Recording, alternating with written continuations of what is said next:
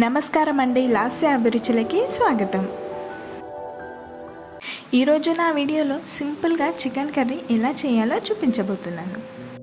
ఈ chicken curry bachelors అయితే చాలా ఈజీగా ప్రిపేర్ చేయొచ్చు. బ్యాచిలర్స్ అనే కాదండి, కొత్తగా పెళ్ళైన వాళ్ళు కూడా చికెన్ కర్రీని ఇలా చేశారంటే మీ ఇంట్లో వాళ్ళు ఖచ్చితంగా మెచ్చుకుంటారు. టేస్ట్ అయితే చాలా బాగా కుదురుతుంది. ఒకసారి ఇలా ట్రై చేయండి. చాలా సింపుల్గా చాలా తక్కువ టైంలోనే ఈ చికెన్ కర్రీని ప్రిపేర్ చేయొచ్చు. నేను ఎక్కువగా మసాలాలు కూడా యాడ్ చేయట్లేదు ఇందులో. ముందుగా చికెన్ వచ్చేసి ఒక 750 గ్రామ్ వరకు ఉంటుంది. ఆ చికెన్ ఇప్పుడు మనము క్లీన్గా వాష్ చేసుకొని మొత్తం నీటి చుక్క లేకుండా పిండేసుకొని తీసుకోవాలి. ఇప్పుడు ఇందులోకి 1/2 టీ స్పూన్ పసుపును వేసుకొని అలాగే 3 టీ స్పూన్ల అల్లం వెల్లుల్లి పేస్ట్ వేసుకోవాలి. అదే మీరు 1/2 కిలో చికెన్ తీసుకున్నట్టయితే 2 టీ స్పూన్ల అల్లం వెల్లుల్లి పేస్ట్ సరిపోతుంది.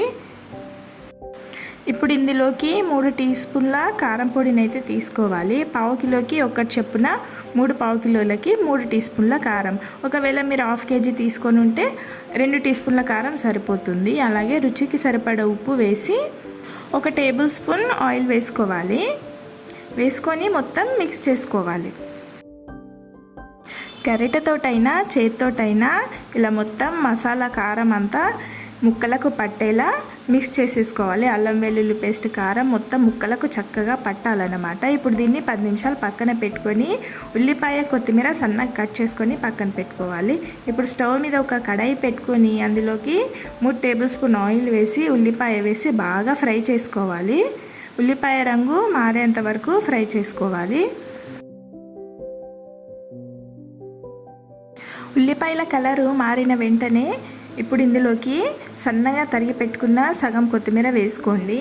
మిగిలిన కొత్తిమీర తర్వాత వేసుకోవాలి. ఇప్పుడు కొత్తిమీర కూడా చక్కగా ఫ్రై అయ్యాక ఇందులోకి కలిపి పెట్టుకున్న చికెన్ ముక్కలన్నీ వేసేసుకొని మొత్తం కలుపుకున్న తర్వాత ఇందులోకి 2 టేబుల్ స్పూన్ల కొబ్బరి పొడిని యాడ్ చేసుకోవాలి.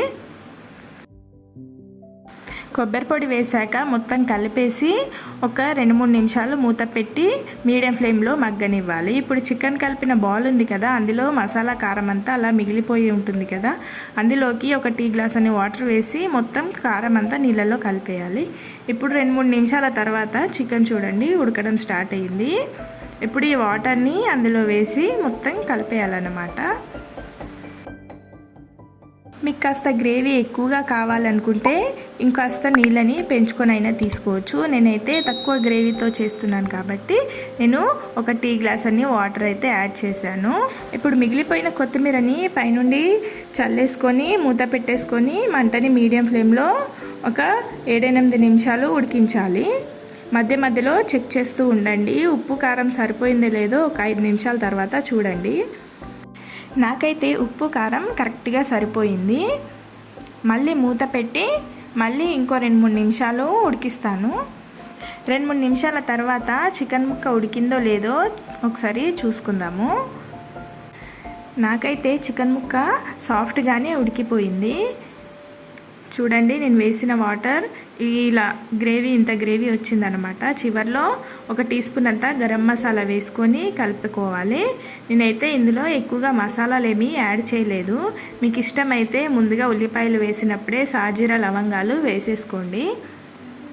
ఇప్పుడు ఈ స్టేజ్లో స్టవ్ ఆఫ్ చేసేసుకొని సర్వ్ చేసుకోవడమే. చాలా సింపుల్గా చాలా ఈజీగా 10-15 నిమిషాల్లోనే చికెన్ కర్రీ రెడీ అయిపోతుంది. నా వీడియోని ఇక్కడ స్కిప్ చేయకుండా చూసినందుకు థ్యాంక్స్ ఫర్ వాచింగ్.